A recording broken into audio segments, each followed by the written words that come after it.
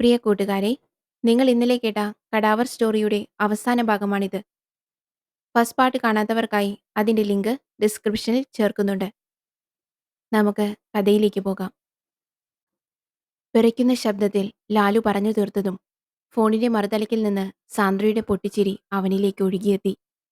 ഒരുവിധം ചിരി അടക്കിക്കൊണ്ട് അവൾ പറഞ്ഞു, അത് ഞാനാടോ. നീ ഇതിവിടെ വിളിച്ചിരിക്കുക?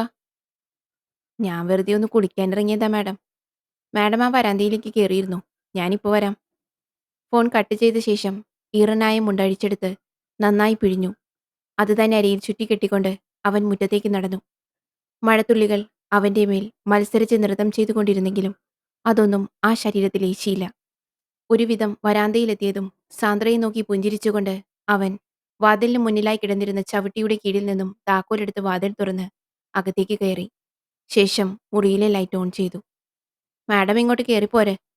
അവന്റെ ക്ഷണം കിട്ടിയതും വരാന്തയിലിരുന്ന് മഴ ആസ്വദിച്ചുകൊണ്ടിരുന്ന സാന്ദ്ര ആ ഇരിപ്പ് അവസാനിപ്പിച്ച് അകത്തേക്ക് ചെന്നു. എന്നാ പറ്റി ഈ പാതിരാത്രിക്ക് ഇങ്ങോട്ടിറങ്ങാൻ? ഏയ്, ഒന്നുമില്ല. അവിടെ ഇരുന്നപ്പോ മനസ്സിനെന്തോ ഒരു നെഗറ്റീവ് ഫീൽ. അത് മാറ്റാൻ വണ്ടിയുമെടുത്ത് ഇറങ്ങിയതാ. ഒടുക്കം ഇവിടെ എത്തി നിന്നു. ലാലു ഈ സമയത്താണോ കുളിക്കാറ്? തല തോർത്തിക്കൊണ്ടിരുന്ന ലാലു അത് അവസാനിപ്പിച്ച് ജനാലയുടെ അഴിയിലേക്ക് തോർത്ത് തിരുക്കിക്കൊണ്ട് പറഞ്ഞു. ഒരു പണി കിട്ടിയതാ. മാഡം പറഞ്ഞതനുസരിച്ച് വയലുകളുടെ ഫോട്ടോ എടുക്കാൻ ഞാൻ പോയിരുന്നു. അതിൽ ഒരു വയലിൽ മാത്രം ഏതാണ്ട് നടുക്കായിട്ട് നെൽച്ചെടികൾ വാടി നിന്നിരുന്നു. അതെനിക്ക് സംശയമുണ്ടാക്കി. കാരണം രോഗം വല്ലതുമാണെങ്കിൽ മുഴുവൻ ചെടികൾക്കും വരേണ്ടതാണ്. ഇനിയിപ്പോ നല്ല കണ്ണുള്ള കർഷകനാണെങ്കിൽ അസുഖം ബാധിച്ചവ പെട്ടെന്ന് കണ്ടെത്തി നശിപ്പിക്കുകയും ചെയ്യും. ഇത് രണ്ടും സംഭവിക്കാത്തതുകൊണ്ട് എന്റെ മനസ്സിൽ മറ്റൊരു ചിന്ത വേറിട്ടു. അത്രയും ഭാഗത്തെ ചെടികൾ ആരെങ്കിലും പിഴുതെടുത്തിട്ട് തിരികെ വെച്ചതാണെങ്കിലും ഇങ്ങനെ വരുമല്ലോ. അങ്ങനെയാണെങ്കിൽ ഉറപ്പായിട്ടും അതിനടിയിൽ എന്തെങ്കിലും കാണുമെന്ന് ഞാൻ ഉറപ്പിച്ചു. അങ്ങനെ കുറച്ചു മുമ്പേ ഒരു മൺവെട്ടിയും തൂക്കി കുഴിച്ചു നോക്കാൻ പോയി. അവിടെ ചെന്ന് ചെടികൾ പറിച്ചു മാറ്റി. കുഴി തോണ്ടിക്കൊണ്ടിരുന്നപ്പോഴാണ് ആ സത്യം ഞാൻ മനസ്സിലാക്കിയത്. അതായത് കഴിഞ്ഞ മാസം 21-ന് വാടിയ ചെടികൾ ഞാൻ അന്വേഷിക്കുന്നത് ഏകദേശം 14 ദിവസങ്ങൾ കഴിഞ്ഞിട്ടാണ്. എന്റെ മണ്ടത്തരം മനസ്സിലായതുകൊണ്ട് തിരികെ പോരാമെന്ന് ഉറപ്പിച്ചു നിന്ന ഞാൻ ആ പാടത്തിന്റെ അങ്ങേ അതിരിൽ ഒരു മനുഷ്യനെ കണ്ടു. അതിലെന്താ ഇത്ര പേടിക്കാനെന്നുള്ള ചോദ്യം മാഡത്തിനുണ്ടെങ്കിൽ ഉത്തരവും എന്റെ പക്കലുണ്ട്. അയാളുടെ കയ്യിൽ വെള്ളി നിറത്തിൽ തിളങ്ങുന്ന ഒരു വാച്ചുണ്ടായിരുന്നു. മിന്നലിന്റെ വെളിച്ചത്തിൽ ഞാൻ കണ്ടതാ. കർഷകനായാലും വെറുതെ പുറത്തിറങ്ങിയ ആളായാലും പാതിരാത്രിക്ക് വാച്ചും കെട്ടിക്കൊണ്ട് വരില്ല. ആ വയലിൽ ആരുടെയോ രഹസ്യങ്ങൾ കുഴിച്ചുമൂടപ്പെട്ടിട്ടുണ്ട് മാഡം. ഈ ആക്സിഡന്റ് കേസ് അതിലേക്കുള്ള കീ ആയിട്ടാണ് എനിക്ക് തോന്നുന്നത്. എന്തായാലും എനിക്ക് ഒന്നു മാത്രം മനസ്സിലായി. നിനക്കറിഞ്ഞിട്ട പേരാ സൈക്കോ ലാലു. സാന്ദ്രയുടെ മറുപടി കേട്ട് ലാലു ചിരിച്ചുകൊണ്ട് പറഞ്ഞു. ആ പേരിട്ടവനാ മാഡത്തിനെ എന്റെ മുന്നിൽ എത്തിച്ചത്. എന്നിട്ടിപ്പോ കേസ് അന്വേഷിക്കാൻ നമ്മൾ മാത്രം. ഇതാണ് പറയുന്നത് യൂണിഫോം ഇട്ടവരെ വിശ്വസിക്കാൻ കൊള്ളില്ലെന്ന്. എത്ര നാൾ അവനിങ്ങനെ ഒളിച്ചുകളി നടത്തുമെന്ന് അറിയണമല്ലോ. എന്തായാലും ഒരു ദിവസം അവനെ എന്റെ കൈ കിട്ടും. അന്ന് കൊടുക്കും ഞാൻ. നല്ല എട്ടിന്റെ പണി. എന്തൊക്കെയായാലും അവൻ നിന്റെ സുഹൃത്തല്ലേ. ക്ഷമിക്കടോ. ഒരു കാരണമില്ലാതെ അവൻ നമ്മളെ ഒഴിവാക്കില്ല. സത്യങ്ങളൊക്കെ ഒരു ദിവസം പുറത്തു വരിക തന്നെ ചെയ്യും. അത് വിട്ടേക്ക്. പിന്നെ ഞാൻ ആ വണ്ടികളുടെ പിന്നാലെ പോയിരുന്നു. 2 വണ്ടികളുടെ ആക്ടിവിറ്റീസ് സസ്പീഷ്യസ് ആണ്. അതിലൊന്ന് മാരാരിക്കുളം വടക്ക് പഞ്ചായത്തിലും മറ്റേത് തെക്ക് പഞ്ചായത്തിലുമുള്ള വ്യക്തികളുടെ ഉടമസ്ഥതയിലാണ്. പക്ഷേ എല്ലാം കൂടെ കണക്ട് ചെയ്യാൻ പറ്റുന്നില്ല. ഇനിയിപ്പോ നീ പറഞ്ഞത് വെച്ച് ആ വയലിൽ പോയി കുഴിച്ചു നോക്കേണ്ടി വരും. അതിന് കൃഷിയിറക്കിയവരും സമ്മതിക്കില്ല. സാന്ദ്രയുടെ ശബ്ദത്തിൽ കലർന്നിരുന്ന നിരാശയുടെ ധ്വനി തിരിച്ചറിഞ്ഞ ലാലു അവളുടെ തോളിൽ തട്ടി ആശ്വസിപ്പിച്ചുകൊണ്ട് ജനാലയിലൂടെ പുറത്തേക്ക് നോക്കിയതും സാന്ദ്രയുടെ ഫോൺ ശബ്ദിച്ചതും ഒന്നിച്ചായിരുന്നു. അവൾ ഫോണെടുത്ത് നോട്ടിഫിക്കേഷൻ നോക്കാൻ തുടങ്ങിയതും ലാലു അവളുടെ കയ്യിൽ നിന്ന് ആ ഫോൺ തട്ടിയെടുത്ത് സാന്ദ്രയുടെ മുഖത്തിന് നേരെ പിടിച്ച് ആട്ടിക്കൊണ്ട് പറഞ്ഞു. ഇതാണ് ഇനിയുള്ള ഒരേ ഒരു വഴി. ആ ആക്സിഡന്റ് നടന്ന സമയത്ത് കഞ്ഞിക്കുഴി ടവർ പരിധിയിൽ വന്ന നമ്പറുകൾ ട്രാക്ക് ചെയ്യണം. നാട്ടുകാരുടെ നമ്പറുകളും ഹൈവേ വഴി പോകുന്ന വണ്ടികളുടെ നമ്പറുകളും നമുക്ക് ഒഴിവാക്കിയിട്ട് ആ ഭാഗത്ത് ആ സമയത്ത് കുറച്ചു നേരത്തേക്ക് മാത്രം വന്ന നമ്പർ കണ്ടെത്തണം. ഒരു വലിയ ലിസ്റ്റ് സോർട്ട് ചെയ്യേണ്ടിയിരിക്കുന്നു. മാഡത്തിനെ സഹായിക്കാൻ പറ്റുന്ന ആരെങ്കിലും ഉണ്ടാവോ? സാന്ദ്രയുടെ കണ്ണുകൾ അത്ഭുതത്താൽ വിടരാൻ തുടങ്ങി. തൊട്ടടുത്ത നിമിഷം തന്നെ അവന്റെ കയ്യിൽ നിന്ന് ഫോൺ തട്ടിയെടുത്ത് കോണ്ടാക്റ്റിൽ നിന്ന് ലേഡി ലൈറ്റ് എന്ന് സേവ് ചെയ്തിരിക്കുന്ന നമ്പർ സെലക്ട് ചെയ്തു. എന്നിട്ട് അവൾ കോൾ ഓപ്ഷനിൽ വിരലമർത്തി. അടുത്ത ദിവസം രാവിലെ 8:30 AM. കോളിംഗ് ബെല്ലിന്റെ നിർത്താതെയുള്ള ചിലയ്ക്കൽ ലാലുവിന്റെ ഉറക്കത്തെ സാരമായി തന്നെ ബാധിച്ചു. ഒരുവിധം എഴുന്നേറ്റ് കണ്ണു തിരുമ്മിക്കൊണ്ട് വാതിലിനരികിലേക്ക് നടക്കുമ്പോൾ ശൂന്യമായ സോഫ കണ്ട് അവൻ വീടിന്റെ പിന്നിലേക്ക് ഒന്ന് പാളി നോക്കി. സാന്ദ്രയെ അവിടെയെങ്ങും കാണാതിരുന്നത് കാര്യമാക്കാതെ വാതിൽ തുറന്ന ലാലുവിനെതിരേറ്റത് ആൽബിയുടെ മനോഹരമായ ഒരു പുഞ്ചിരിയായിരുന്നു. മാഡം എവിടെ? അറിഞ്ഞിട്ടിപ്പോ എന്തിനാ? രോഷമടക്കാനാവാതെ ലാലു പുലമ്പുന്നതിനിടയിൽ ഈറനായ തലമുടി തുവർത്തിക്കൊണ്ട് സാന്ദ്ര അവർക്കിടയിലേക്ക് കയറി വന്നു. എന്താ ആൽബി പതിവില്ലാതെ ഒരു വിസിറ്റ്? പറയാം, സംഗതി സീക്രട്ടാണ്. ഞാനിതിവിടെ വന്ന് പറഞ്ഞു എന്ന് ആരേലും അറിഞ്ഞാൽ തൊപ്പിയും മാത്രമല്ല, അതിനു മുകളിലെ തലയും പോകും. ചുമ്മാ ബിൽഡപ്പ് ഇടാതെ കാര്യം പറ. ലാലുവിന്റെ അക്ഷമ അവന്റെ വാക്കുകളിൽ തുളുമ്പി നിന്നിരുന്നു. ആൽബി ഭയത്തോടെ സാന്ദ്രയെയും ലാലുവിനെയും മാറി മാറി നോക്കി. കൈകൾ കൂട്ടിത്തിരുമ്മിക്കൊണ്ട് വാക്കുകൾക്ക് വേണ്ടി പരതിക്കൊണ്ടിരുന്നു. നിന്റെ മുഖം കണ്ടാലറിയാം എന്തോ കാര്യമായിട്ട് കിട്ടിയിട്ടുണ്ടെന്ന്. ഇവിടെ വരാൻ നീ കാണിച്ച ധൈര്യത്തിന്റെ പകുതി മതി ആ കാര്യം ഞങ്ങളോട് പറയാൻ. ഇപ്പൊ അത് പറയാൻ നീ ധൈര്യം കാണിച്ചാൽ അത് ഞങ്ങളോടുള്ള കൂറല്ല, മറിച്ച് ഇട്ട യൂണിഫോമിനോടുള്ള വിശ്വാസമായിരിക്കും. നീ പറയടാ. സാന്ദ്രയുടെ വാക്കുകളിലെ കനൽ മെല്ലെ അവന്റെ സിരകളിലൂടെ പടർന്നു കയറാൻ തുടങ്ങി. ലാലുവിനെ തറയിൽ നിന്ന് എഴുന്നേൽപ്പിച്ച് തന്റെ അരികിൽ ഇരുത്തിക്കൊണ്ട് ആൽബി പറഞ്ഞു. ചിലപ്പോൾ എന്റെ സംശയമായിരിക്കും. പക്ഷേ അങ്ങനെ അങ്ങ് തള്ളിക്കളയാനും പറ്റുന്നില്ല. ഇന്നലെ വൈകിട്ട് ഞാനും CI സാറും കൂടി ഒരു വീട്ടിൽ പോയിരുന്നു. എന്നെ വാതിൽക്കൽ നിർത്തിയിട്ട് CI സാർ അകത്തേക്ക് പോയതുകൊണ്ട് അതിഥിയും ആതിഥേയനും സംസാരിച്ചത് എന്താണെന്ന് കേൾക്കാൻ പറ്റാത്ത നിരാശയോടെ നിന്ന എന്റെ മുന്നിലേക്ക് ഒരു ജീപ്പ് വന്നു. വർക്ക്ഷോപ്പിൽ നിന്ന് പണി കഴിഞ്ഞ് വന്ന ഒരു ജീപ്പ്. അതിന്റെ ഹെഡ്ലൈറ്റ് അടക്കം പലതും പുതിയതായി മാറ്റിവെച്ചതായിരുന്നു. ആ കാഴ്ചയും CI സാർ ഈ കേസിലെടുത്ത നിലപാടും അപ്പോൾ നടത്തിയ സന്ദർശനവും കൂട്ടി വായിച്ചപ്പോൾ മുതൽ എനിക്ക് ഇരുപ്പുറയ്ക്കുന്നുണ്ടായിരുന്നില്ല. നമ്മൾ പിടിച്ചത് പുലിവാലല്ല, അതിലും കൂടിയ എന്തോ ഒന്നാണ്. എടാ, നീ ആരുടെ വീട്ടിലായി ഇന്നലെ പോയത്? ലാലുവിന്റെ ആക്രോശം ആൽബിയിൽ കൂടുതൽ ഭയത്തെ ഉളവാക്കി. ഇരുവരെയും സമാധാനിപ്പിച്ചുകൊണ്ട് സാന്ദ്ര പതിഞ്ഞ താളത്തിൽ ചോദിച്ചു. അബ്കാരി മഹേശൻ മുതലാളിയുടെ വീടല്ലേ? ആ പേര് കേട്ടതും ലാലുവും ആൽബിയും മുഖത്തോട് മുഖം നോക്കി.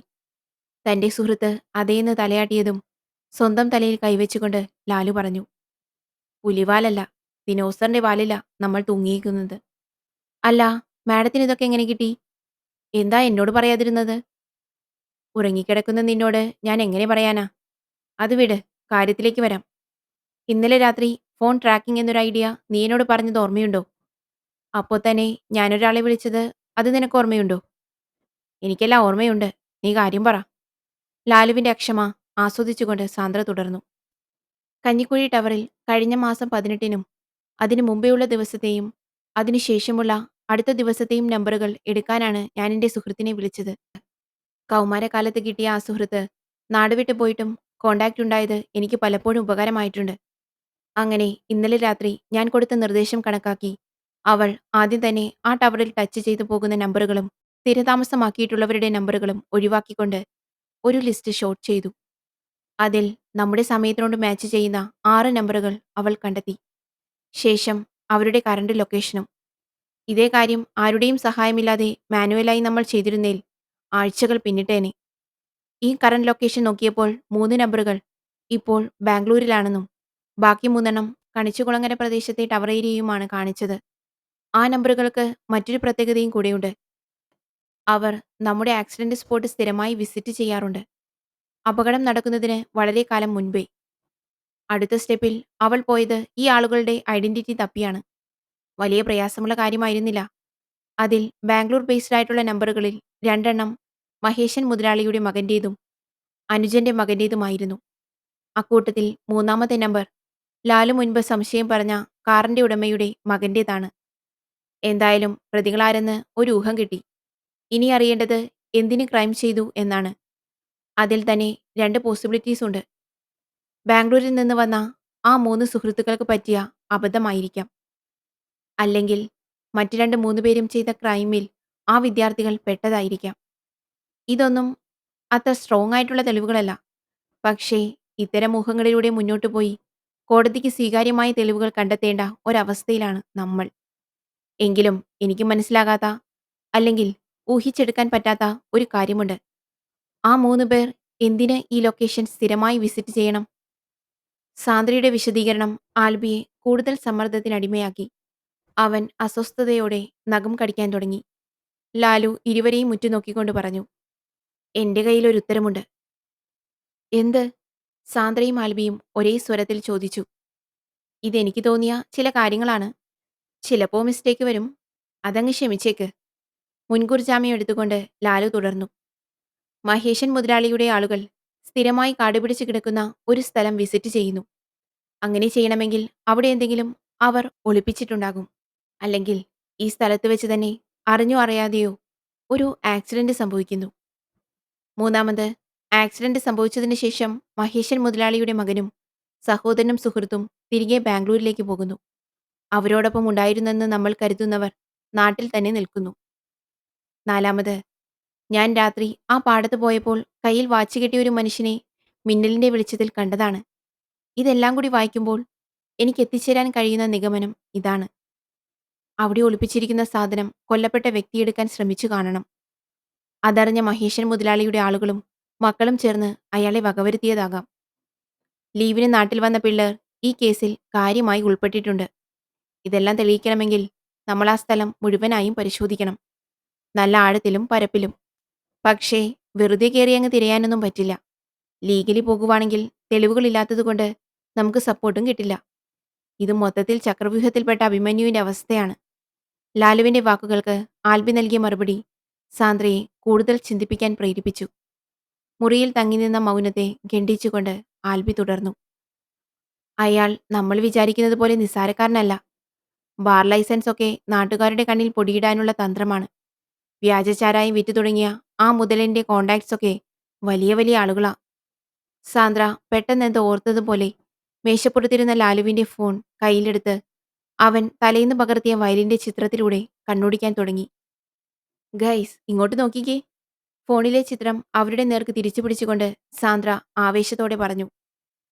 ആ ചിത്രത്തിലേക്ക് സൂക്ഷിച്ചു നോക്കിയിട്ടും ഒന്നും മനസ്സിലാകാതെ ആൽബി ഫോൺ ലാലുവിന് കൈമാറി. ലാലുവിന്റെ അവസ്ഥയും ആൽബിയിൽ നിന്ന് വ്യത്യസ്തമായിരുന്നില്ല. അവൻ സംശയത്തോടെ സാന്ദ്രയുടെ നേർക്ക് നോക്കി. ഇരുവരെയും നോക്കി പുഞ്ചിരിച്ചുകൊണ്ട് സാന്ദ്ര പറഞ്ഞു, ആ ചിത്രത്തിൽ വാടിയ ചെടികളുള്ള ഭാഗമാണ് ലാലു കുഴിച്ചു നോക്കിയത്. അതിനും കുറച്ചും അപ്പുറം മറ്റൊരു കാഴ്ചയുണ്ട്. മറ്റുള്ള നെൽച്ചെടിയേക്കാൾ ഉയരത്തിൽ വളർന്നു നിൽക്കുന്ന നെൽച്ചെടികളുള്ള ഭാഗം. അവിടെ വളം കൂടുതൽ കിട്ടുന്നത് കൊണ്ടുള്ള വളർച്ചയാണത്. പക്ഷേ ഒരു കർഷകനും ഈ രീതിക്ക് വളം വിതറില്ല. ലാലു കുഴിച്ചു നോക്കിയ സ്ഥലം മാറിപ്പോയി. ആ മറുപടി കേട്ടതും ലാലുവിന്റെ കണ്ണുകൾ അത്ഭുതം കൊണ്ട് വിടരാൻ തുടങ്ങി. ഇരുവരുടെയും മുഖത്തെ ഭാവമാറ്റങ്ങൾ കണ്ട് ആൽബിയുടെ ഹൃദയം പെരുമ്പറ കൊട്ടാൻ തുടങ്ങി. നമ്മൾ എടുത്തു ചാടുന്നില്ല. കേരള പോലീസ് തന്നെ ഈ പണിക്ക് നമ്മോട് കൂടെ നിൽക്കും. നിങ്ങൾ രണ്ടാളും ഇവിടെ ഇരിക്കെ. ഞാൻ എൻ്റെ സീനിയറിനോട് ഒന്ന് സംസാരിക്കട്ടെ. അവരെ സമാധാനിപ്പിച്ച ശേഷം സാന്ദ്ര സ്വന്തം ഫോണുമെടുത്ത് അടുക്കളയിലേക്ക് നടന്നു. പണിയാകുമോ? ആൽബിയുടെ ചോദ്യം കേട്ട് ലാലു ചിരിച്ചുകൊണ്ട് അവന്റെ തോളിൽ കൈവച്ച് പറഞ്ഞു. പോലീസ് ജോലി എന്നാ സുമ്മാവാ. റിസ്ക് എടുത്താലേ ഔട്ട്പുട്ട് കിട്ടൂ. എന്നാലും എനിക്കൊരു സംശയമുള്ളത്, ഇത്രയ്ക്ക് വലിയൊരു പ്രശ്നത്തിലേക്ക് കയറിച്ചെല്ലാൻ മാത്രം കാരണം ഒരു ഭിക്ഷക്കാരനുണ്ടോ എന്നതാണ്. ശരിക്കും അയാളാണ് ചക്രവ്യൂഹത്തിലേക്ക് കയറിയ അഭിമന്യു. അയാളുടെ മരണം ഒരിക്കലും വെറുതെയാകില്ല. ഫോൺ സംഭാഷണം അവസാനിപ്പിച്ച് തിരികെ വന്ന സാന്ദ്ര ആൽബിയെ നോക്കി പറഞ്ഞു. നീ ഇപ്പോൾ തന്നെ ഇവിടുന്ന് ഇറങ്ങണം. എന്നിട്ട് ഒന്നും അറിയാത്തതുപോലെ ഡ്യൂട്ടിയിൽ കയറണം. വേറൊന്നും ആലോചിക്കണ്ട. കളിയൊക്കെ ഞാൻ തുടങ്ങിക്കഴിഞ്ഞു. നീ വേഗം ചെല്ല്. ഞാൻ ഒറ്റയ്ക്ക്? നമുക്ക് ഒന്നിച്ചു പോയാൽ പോരെ? നിനക്ക് പണി കിട്ടാതിരിക്കാൻ മാഡം ഓരോന്ന് പറഞ്ഞു തരുമ്പോൾ പിന്നെയും പേടിച്ചിരിക്കണോ? നീ വീട്ടിൽ ചെന്ന് ഫ്രഷ് ആയിട്ട് നേരെ സ്റ്റേഷനിലേക്ക് പോയിക്കോ. ഞാനും മാഡവും ഉടനെ അങ്ങോട്ടേക്ക് വരും. ലാലുവിന്റെ വാക്കുകളിൽ നിന്ന് അല്പം വ്യക്തത കിട്ടിയതും അവരോട് വിട പറഞ്ഞുകൊണ്ട് ആൽബി പടിയിറങ്ങി. മുറ്റത്തിരുന്ന ബൈക്കെടുത്ത് അവൻ റോഡിലേക്ക് കയറിയതും ലാലു തിരിഞ്ഞ് ചോദ്യഭാവത്തിൽ സാന്ദ്രയെ നോക്കി. നീ എന്താ ഇങ്ങനെ നോക്കുന്നത്? ഞാനെല്ലാം സെറ്റാക്കിയിട്ടുണ്ട്. 1 മണിക്കൂറിനുള്ളിൽ തഹസിൽദാരും പോലീസും ലൊക്കേഷനിലെത്തും. പക്ഷേ നമ്മൾ ഇപ്പോഴേ ഇറങ്ങണം. അല്ലെങ്കിൽ വിവരം മണത്തറിഞ്ഞ് മഹേഷിന്റെ ആളുകൾ ആദ്യം വന്നാൽ ചിലപ്പോൾ പണിയാകും. എന്തേലും കിട്ടിയാ ഭാഗ്യം. അല്ലെങ്കിൽ കൂടുതൽ സംസാരിക്കാൻ നിൽക്കണ്ട. നീ പോയി റെഡിയായിട്ട് വാ. സാന്ദ്രയുടെ സംസാരം കൂടുതൽ കൗതുകകരമായി ലാലുവിന് തോന്നി. ഒരു പുഞ്ചിരി സമാനമായി നൽകിക്കൊണ്ട് അവൻ അകത്തേക്ക് നടന്നു. സമയം 10:48 AM. ആക്സിഡന്റ് നടന്ന സ്ഥലത്തിന് സമീപമുള്ള വയൽ. പതിവിന് വിപരീതമായി റോഡരികിൽ പോലീസിനെ കണ്ടത് കൂടുതൽ ആളുകളെ സ്ഥലത്തേക്ക് ആകർഷിച്ചുകൊണ്ടിരുന്നു. ബാരിക്കേഡുകൾക്കിപ്പുറം നിന്നുകൊണ്ട് നാട്ടുകാർ വയലിലേക്ക് ഉറ്റുനോക്കി. ഈ പെണ്ണിന് ഇതെന്തിന്റെ കേടാണ്? വെറുതെ മനുഷ്യന്റെ സമയം മെനക്കെടുത്താനായിട്ട് ഓരോ പരിപാടിയായിട്ട് ഇറങ്ങിക്കോളും. നീ ഇതിനെപ്പറ്റി ഒന്നും അറിഞ്ഞില്ലേ? ദേഷ്യം കടിച്ചമർത്തിക്കൊണ്ട് CI ദീപു ആൽബിയോട് ചോദിച്ചു. ഇല്ല സർ. അവരുടെ നമ്പർ കയ്യിലുണ്ട്. പക്ഷേ അന്ന് സാർ പറഞ്ഞതിൽ പിന്നെ കോണ്ടാക്റ്റ് ഒന്നുമില്ല. ഇത് മറ്റേ കേസിന്റെ കാര്യത്തിൽ സാറിനോട് ചുരുക്കു തീർക്കുന്നതാ. തൽക്കാലം സാറൊന്നും മിണ്ടാതിരിക്കുന്നതാ നല്ലത്. തഹസിൽദാറും പഞ്ചായത്ത് സെക്രട്ടറിയും ഈ വാർഡിലെ മെമ്പറും ഒക്കെയാ അവരുടെ കൂടെ നിൽക്കുന്നത്. ആൽബിയുടെ മറുപടി അയാളെ കൂടുതൽ ദേഷ്യം പിടിപ്പിച്ചു. കയ്യിലിരുന്ന ലാത്തിയിൽ മുറുകെ പിടിച്ചുകൊണ്ട് കത്തുന്ന കണ്ണുകളോടെ ദീപു അല്പം അകലെ നിന്നിരുന്ന സാന്ദ്രയെ നോക്കി. സാന്ദ്ര ആരെയും കൂസാതെ വയലിന്റെ വരമ്പിൽ നിന്നുകൊണ്ട് കുഴിച്ചെടുക്കുന്ന പണിക്കാരെ തന്നെ ശ്രദ്ധിച്ചു നിന്നു. സമയം മെല്ലെ ഇഴഞ്ഞു നീങ്ങിക്കൊണ്ടിരുന്നു. സൂര്യപ്രകാശത്തിന്റെ തീവ്രത സഹിക്കാനാവാതെ അവൾ കൈകൾ രണ്ടും ഉയർത്തി തലയ്ക്ക് മുകളിൽ പിടിച്ചു. പെട്ടെന്ന് ദീപുവിന്റെ ഫോൺ നിർത്താതെ ചിലയ്ക്കാൻ തുടങ്ങി. അയാൾ ഫോണെടുത്ത് നമ്പർ നോക്കിയതും ദീപുവിൽ പരിഭ്രമം നിറയാൻ തുടങ്ങി. മറ്റുള്ളവരുടെ ശ്രദ്ധ തന്നിലേക്ക് എത്തുന്നത് കുറയ്ക്കാൻ ഫോണെടുത്ത് ചെവിയോട് ചേർത്ത് സാധാരണ രീതിയിൽ സംസാരിച്ചുകൊണ്ട് അയാൾ എല്ലാവരിൽ നിന്നും അകന്നു. അടക്കി പിടിച്ചുള്ള സംസാരത്തിന് ശേഷം മടങ്ങി വന്ന തന്റെ മേലുദ്യോഗസ്ഥന്റെ ഭാവമാറ്റം ശ്രദ്ധിച്ച ആൽബിയുടെ ഉള്ളിൽ നേരിയ പുഞ്ചിരി വിടർന്നു. എങ്കിലും സ്വയം നിയന്ത്രിച്ചുകൊണ്ട് അവൻ വയലിലേക്ക് നോക്കി നിന്നു. കുഴിയുടെ ആഴം ഏകദേശം 4 അടിയോളം ചെന്നതും അതിൽ നിന്ന് ദുർഗന്ധം വമിക്കാൻ തുടങ്ങി. അതൊന്നും കാര്യമാക്കാതെ പണിക്കാർ ശ്രദ്ധാപൂർവം ചെടി നീക്കിക്കൊണ്ടിരുന്നു. സാറേ, കുഴിയുടെ മീതെ നിന്ന ഒരു പണിക്കാരൻ വിളിച്ചതും സാന്ദ്ര കൈകൾ താഴെയിറക്കി അവരുടെ അരികിലേക്ക് ചെന്ന് കുഴിക്കുള്ളിലേക്ക് എത്തി നോക്കിയതിനു ശേഷം കൈകൾ ഉയർത്തി കുന്നിന്റെ മുകളിൽ നിന്നവർക്ക് സിഗ്നൽ നൽകി. തഹസിൽദാറും മെമ്പറും ദീപുവും ആൽബിയും പഞ്ചായത്ത് സെക്രട്ടറിയും പോലീസ് ഫോട്ടോഗ്രാഫറും കുന്നിറങ്ങി സാന്ദ്രയുടെ അരികിലേക്ക് ധൃതിയിൽ നടന്നു. സാന്ദ്ര ആ സമയത്തിനുള്ളിൽ തന്റെ ക്യാമറയിൽ കുഴിയുടെ ചിത്രങ്ങൾ പല ആംഗിളുകളിൽ പകർത്തിക്കൊണ്ടിരുന്നു. ആ ചെറിയ സംഘം തന്റെ അരികിലെത്തിയതും ക്യാമറ തിരികെ തോളിലേക്ക് തൂക്കിയ ശേഷം വിജയീ ഭാവത്തിൽ അവൾ ദീപുവിനെ നോക്കി. അയാൾ മുഖത്ത് തെളിഞ്ഞു നിന്ന വികാരങ്ങളെ കടിച്ചമർത്താൻ പാടുപെട്ടുകൊണ്ടിരുന്നു. പിന്നിൽ നിന്ന് ആൽബി മൂക്ക് പൊത്തിപ്പിടിച്ചുകൊണ്ട് കുഴിക്കുള്ളിലേക്ക് എത്തിവലിഞ്ഞു നോക്കിയതും അഴുകിയ 2 ശവശരീരങ്ങൾ കണ്ട് അവൻ ഞെട്ടിത്തെറിച്ച് പിന്നിലേക്ക് മാറി. "Any idea madam?" തഹസിൽദാരുടെ ചോദ്യം കേട്ട് സാന്ദ്ര പറഞ്ഞു. "ഒന്നൊരു സ്ത്രീയുടെ ശരീരമാണ്. മറ്റേത് ഒരു പെൺകുട്ടിയുടെയും. വേഷം വെച്ച് അത്രേ പറയാൻ പറ്റൂ. പഴക്കമുള്ളതുകൊണ്ട് പോസ്റ്റ്മോർട്ടം ചെയ്യാനുള്ള സ്ഥലം ആ കുന്നിൽ ശരിയാക്കി തരണം. പിന്നെ സാറേ, ഈ സ്ഥലത്തിന്റെ ഉടമയെ വേഗം തന്നെ സ്റ്റേഷനിലേക്ക് വിളിപ്പിക്കണം. കാര്യങ്ങൾ എയർ ടൈറ്റായി തന്നെ പോണം." "എന്നാലും ഇത്ര കൃത്യമായി ഇതെങ്ങനെ കണ്ടെത്തി?" പഞ്ചായത്ത് സെക്രട്ടറിയുടെ സംശയം കേട്ട് പുഞ്ചിരിയോടെ സാന്ദ്ര മൊഴിഞ്ഞു. "അത് അതൊരു ഗാംബ്ലിംഗ് ആയിരുന്നു. ഈ പാടത്തെ ചെടികളിൽ വളർച്ച കൂടുതലുണ്ടായിരുന്നത് ഇവിടെ നിന്ന് നെൽച്ചെടികൾക്കായിരുന്നു. സോ ആ വളർച്ചയാണ് ഇവിടെ തന്നെ കുഴിച്ചു നോക്കാൻ എന്നെ പ്രേരിപ്പിച്ചത്. എന്തായാലും ഒരു ആംബുലൻസ് എത്തിക്കാൻ ഏർപ്പാട് ചെയ്യ്. ഇവിടെ നിൽക്കുന്നവരൊക്കെ തിരികെ പോയാൽ നന്നായിരുന്നു. ക്രൗഡായാൽ എന്റെ പണി താമസിക്കും. അല്ലേ CI സാറേ?" അവളുടെ കുറിക്കുകൊള്ളുന്ന ചോദ്യം ദീപുവിനെ കൂടുതൽ മനോവ്യതയിലേക്ക് തള്ളിയിട്ടു. അയാൾ വലതുകൈ കൊണ്ട് വിയർപ്പൊപ്പിക്കൊണ്ട് അതേന്ന് തലയാട്ടി. ദുർഗന്ധം സഹിക്കാനാവാതെ ആദ്യമേ തിരിഞ്ഞു നടക്കാൻ തുടങ്ങിയ ആൽബി അതിശയത്തോടെ സാന്ദ്രയെ ഇടയ്ക്കിടെ തിരിഞ്ഞു നോക്കിക്കൊണ്ടിരുന്നു. അപ്പോൾ ആ ഭിക്ഷക്കാരൻ ഈ ശവക്കുഴി മാന്തിയതായിരിക്കുമോ? അയാളെന്തിന് പാതിരാത്രിക്ക് സ്വന്തം ജീവൻ പണയം വെച്ച് അങ്ങനെ ചെയ്യണം? ഒരുപക്ഷേ ഈ കൊലപാതകത്തിനോ അല്ലെങ്കിൽ ശവം മറവ് ചെയ്യുന്നതിനോ അയാളാണ് ഒരേയൊരു സാക്ഷിയെങ്കിൽ? തിരികെ കുന്നിലെത്തിയതും മരത്തണലിൽ ഇരുന്ന് ക്ഷീണമകറ്റിക്കൊണ്ടിരുന്ന ആൽബി ആരോടെന്നില്ലാതെ പുലമ്പിക്കൊണ്ട് വിയർപ്പൊപ്പി. ഉച്ചയ്ക്ക് 2 മണി. 2 മൃതദേഹങ്ങളുടെയും പോസ്റ്റ്മോർട്ടം പൂർത്തിയാക്കിയ സാന്ദ്ര ആശ്വാസത്തോടെ നെടുവീർപ്പിട്ടുകൊണ്ട് മൃതശരീരങ്ങളിൽ നിന്നും മാറിയതും 4 പേർ 2 സ്ട്രെച്ചറുകളിലായി ആ ശരീരങ്ങൾ എടുത്തുകൊണ്ട് താഴെ പാർക്ക് ചെയ്തിരുന്ന ആംബുലൻസിലേക്ക് നടക്കാൻ തുടങ്ങി. "മാഡം, ഞാനൊന്ന് ഇറങ്ങിക്കോട്ടെ? എന്തായാലും DYSP ഒക്കെ എത്തിയ സ്ഥിതിക്ക് ഇനി എന്റെ ആവശ്യമുണ്ടെന്ന് തോന്നുന്നില്ല. ആൻഡ് എന്റെ സ്റ്റേറ്റ്മെന്റ് വേണ്ടപ്പോൾ പറഞ്ഞാൽ മതി." തഹസിൽദാരുടെ വാക്കുകൾ ശ്രദ്ധിച്ചു കേട്ടതിന് ശേഷം സാന്ദ്ര തലകുലുക്കി.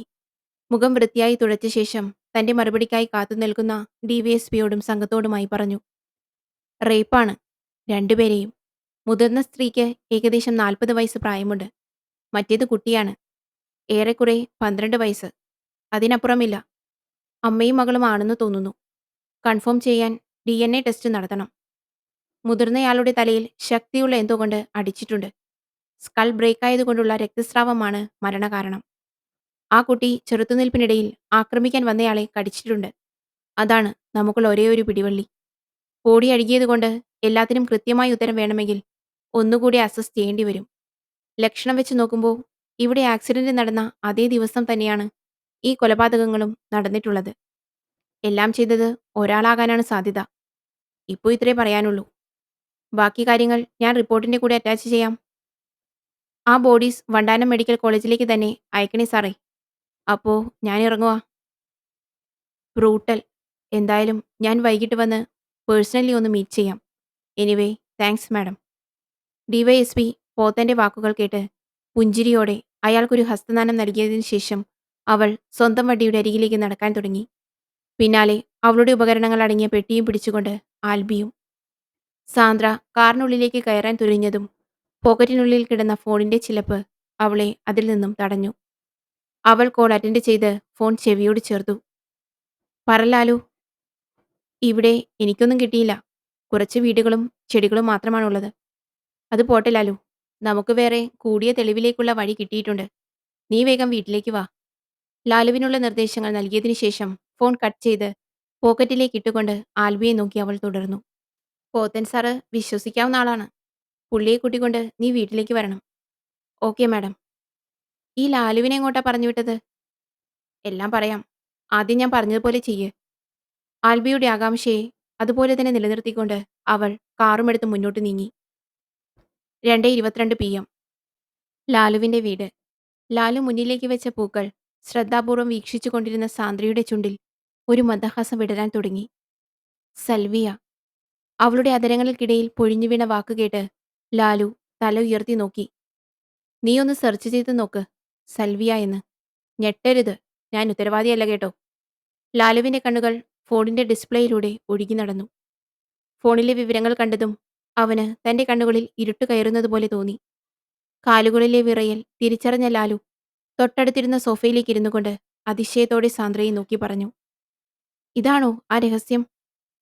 സാന്ദ്ര അതേന്ന് തലയാട്ടാൻ തുടങ്ങിയതും വാതിലിൽ ആരോ തട്ടുന്ന ശബ്ദം കേട്ട് മേശപ്പുറത്തിരുന്ന പൂക്കളെടുത്ത് തന്റെ പോക്കറ്റിലേക്ക് തിരികിയതിനു ശേഷം വാതിൽ തുറന്നു. ആൽബിയുടെ അകമ്പടിയോടെ ഡിവൈഎസ്പി പോത്തൻ അകത്തേക്ക് പ്രവേശിച്ച് ഒരു കസേരയിൽ ഉപവിഷ്ടനായി. കണ്ണ് തള്ളിക്കൊണ്ട് പരവേശത്തോടെ തന്റെ മുന്നിലിരിക്കുന്ന ചെറുപ്പക്കാരനെ നോക്കി പുഞ്ചിരിച്ചുകൊണ്ട് അയാൾ പറഞ്ഞു. എവിടെ പോയാലും നാട്ടുകാരെ കൂട്ടി ടീമുണ്ടാക്കാനുള്ള കഴിവ് അത് ഞാൻ സമ്മതിച്ചു തന്നിരിക്കുന്നു. ഈ വിദ്വാൻ എന്താ പറ്റിയത്? പറയാം സാർ. അതിനു മുമ്പൊരു കാര്യം. CI ദീപു? ആ, അത് പേടിക്കണ്ട. ബോഡിക്ക് എസ്കോട്ടായിട്ട് വണ്ടാനത്തേക്ക് വിട്ടിട്ടുണ്ട്. നമുക്ക് സമയമുണ്ട്, കാര്യം പറ. പോത്തന്റെ മറുപടിയിൽ തൃപ്തയായ സാന്ദ്ര പുറത്തേക്കൊന്ന് പാളി നോക്കിയതിനു ശേഷം പറഞ്ഞു. കഴിഞ്ഞ മാസം പകുതിയോടെ നടന്ന ഒരു ആക്സിഡന്റ് കേസിൽ ബോഡി പോസ്റ്റ്മോർട്ടം ചെയ്യാനാണ് ഞാൻ ഇങ്ങോട്ട് വന്നത്. ആദ്യം അതൊരു ഹിറ്റ് ആൻഡ് റൺ കേസായേ എനിക്കും തോന്നിയുള്ളൂ. മൃതശരീരത്തിന്റെ നഖത്തിനിടയിൽ നിന്ന് ചെളി കലർന്ന മണ്ണിന്റെ സാമ്പിൾ കിട്ടുന്നത് വരെ. അയാളെന്തോ കുഴിച്ചു നോക്കിയതിനു ശേഷമാണ് മരിച്ചതെന്ന് എനിക്ക് ഉറപ്പായിരുന്നു. അങ്ങനെ വരുമ്പോൾ അത് വെറുമൊരു ഹിറ്റ് ആൻഡ് റൺ കേസ് ആകില്ല. ആ സംശയം മനസ്സിൽ വെച്ചോണ്ട് ഞങ്ങൾ ടയർ മാർക്ക് ഫോളോ ചെയ്ത് വണ്ടിയെയും ഉടമസ്ഥനെയും അന്വേഷിച്ചു. സംശയിക്കാനായി ഒരാളെ കിട്ടിയത് തന്നെ 2 ദിവസം മുൻപെയാണ്.